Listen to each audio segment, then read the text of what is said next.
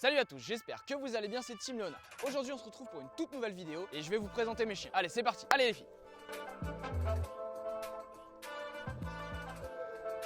Je vous présente Galicia, c'est notre petite mamie à nous. Elle a 9 ans, son surnom c'est Papouille ou l'Exomile parce que c'est une chienne qui est extrêmement calme, surtout qui est super câline. C'est vraiment notre chienne de famille. Elle est à la maison, on dit souvent c'est notre petit chien de canapé. Alors elle monte pas dessus, mais c'est notre petit chien de canapé d'amour. C'est pas une chienne qui travaille, même si les autres travaillent et sont aussi des chiens de famille. Mais bon voilà, c'est notre petite chienne qui nous suit partout, quand on part en vacances, quand on mange dehors, enfin voilà. C'est vraiment une chienne qui est très apaisante, qui est super sociable et c'est très agréable de la voir au quotidien. Ah ma fille, allez on passe à ta frangine, allez file, Tess. Donc la frangine c'est Tess, donc elles ont exactement le même âge, tu te doutes bien si elles sont sœurs. Elles sont sœurs de portée, on a eu la maman à la maison, d'ailleurs je te mets une petite photo. Donc c'était Vénitia, et d'ailleurs Vénitia c'est cette chienne là qui m'a donné envie d'avoir des bergers belges. Tess c'est ma première chienne de travail, c'est celle avec qui j'ai fait mes armes, avec qui j'ai commencé dans le sud de la France, donc à Cannes. Elle a travaillé 5 ans avec moi, maintenant elle travaille quasiment plus, je la prends juste pour le plaisir ou de temps en temps si elle a envie d'aller bosser. C'est une chienne, c'est la... n'importe quoi les filles. C'est notre dominante de la meute, c'est celle qui a le plus de caractère, c'est d'ailleurs elle qui nous cadre facilement les autres. C'est une chienne qui est plein de dynamisme, malgré ses 9 ans, elle est toujours en train de jouer et par moments même trop, c'en est même fatigant. C'est une chienne qui est hyper rigolote, enfin voilà. Son surnom donc c'est Pétasse, elle le porte très bien, c'est une chienne qui a beaucoup de caractère, enfin qui est juste mais super marrante au quotidien.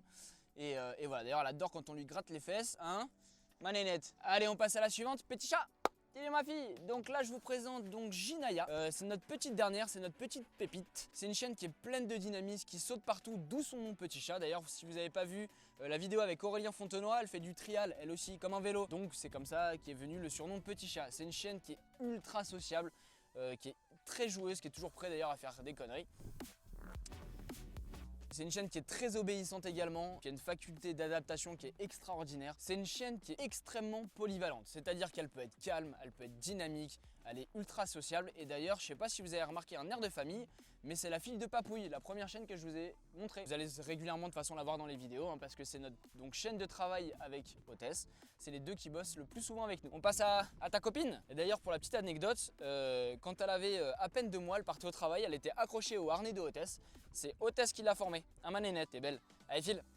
Et donc, on passe à Hôtesse. Hôtesse. Donc à présent, je vous présente la petite Hôtesse. Elle est âgée de 8 ans.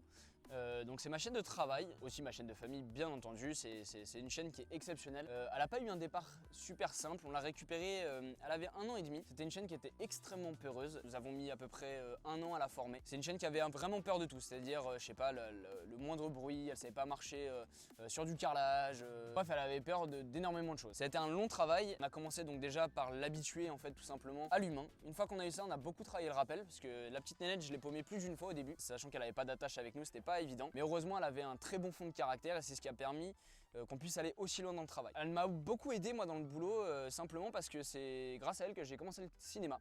On a fait d'ailleurs un premier film, notre premier film on l'a tourné avec Gérard Depardieu qui entre parenthèses adore les Malinois. Maintenant c'est devenu surtout une doublure pour les autres films qu'on a pu faire, notamment Le Chien Bleu qu'on a tourné avec Rod Parado. Elle tournait, elle faisait la doublure de Ilou pour pas fatiguer l'acteur principal, voilà tout simplement. Elle nous aide dans beaucoup de situations, c'est une chaîne qui sait être très calme comme c'est être dynamique, elle sait faire plein d'ordres sur demande. Enfin bref voilà, c'est mon petit chien. Donc j'espère que voilà, vous avez vu un petit peu nos 4 chiens. Donc pour récapituler rapidement, donc on a Papouille, une chienne très calme, très apaisante et c'est vraiment, elle porte vraiment très bien son petit nom Papouille. Elle est toujours la première à être avec nous pour faire des câlins. On a Tess, notre petite peste entre guillemets, qui est tout plein de caractère. Son surnom, je vous le dis honnêtement, c'est Pétasse et elle le porte très bien. Super joueuse, enfin elle est rigolote comme tout. On a Ginaya, c'est notre petite boule d'énergie qui est toujours en train de sauter partout, d'où son surnom petit chat. Et la petite dernière Hôtesse qui est très calme, qui est très apaisante et qui nous aide beaucoup dans le boulot. Voilà, donc je vous ai présenté mes 4 chiens d'amour. Je vais juste faire une petite parenthèse sur la race du berger belge Malinois. Actuellement on a un gros souci, c'est que c'est un chien qui est extrêmement à la mode et on voit beaucoup de dégâts.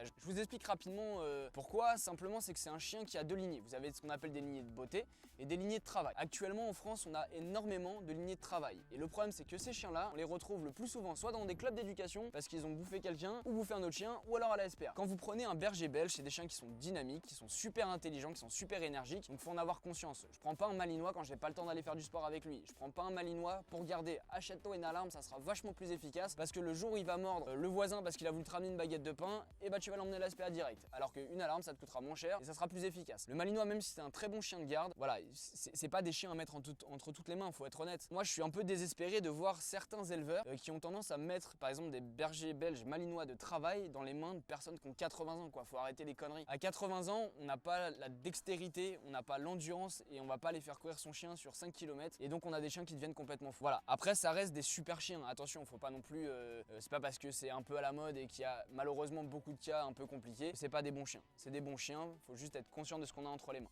Nous, souvent le malinois, on dit que c'est un peu une Formule 1. La Formule 1, ça se conduit pas, ça se pilote. Donc évidemment, le malinois a aussi besoin de travailler. Souvent, c'est des chiens qu'on va mettre au chômage, c'est-à-dire qu'on va courir 5 bornes avec eux, mais on estime que c'est suffisant. C'est pas le cas. C'est vraiment des chiens pour travailler. On a besoin de les faire réfléchir, par exemple. Ça veut dire que je vais le faire courir 5 km, mais pendant que je vais le faire courir, en rentrant, je vais faire un peu d'éducation, un peu de pistage. Je dois absolument leur faire travailler le côté intellectuel. Voilà, c'est des chiens qui sont un peu complexes. C'est pas aussi facile. C'est pas que le chien qu'on voit sur YouTube, super beau, qui fait des beaux ordres, etc. Il y a tout ce qui va avec. Les gens souvent qui ont des chiens bien éduqués, c'est des gens qui travaillent énormément avec leurs chiens. Il n'y a pas de secret. C'est comme pour le sport. On n'a pas un corps d'athlète si on mange des glaces devant la télé. Si vous voulez absolument un malinois, c'est pas moi qui vais vous dire que c'est des mauvais chiens, mais par contre faites attention là où vous les prenez. Sautez pas sur une occasion sur le bon coin à 400 balles parce que le chien est pas cher. Il y a un moment, allez voir les parents, renseignez-vous sur l'élevage, renseignez-vous sur les autres chiots et sur les caractères des chiens qu'ils ont pu vendre. Voilà, prenez le temps. Sautez pas sur le premier chien venu du voisin parce que voilà, vous voulez absolument un berger belge et malheureusement vous risquez d'être déçu si vous allez trop vite. Prenez le temps, il y a vraiment des bons élevages en France. Ça vaut la peine d'aller rencontrer les éleveurs, ils vous parleront de leur passion, ils vous parleront du malinois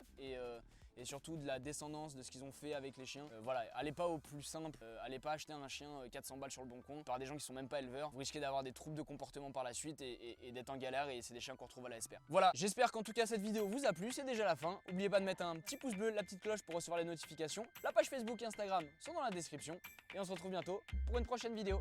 Allez, ciao!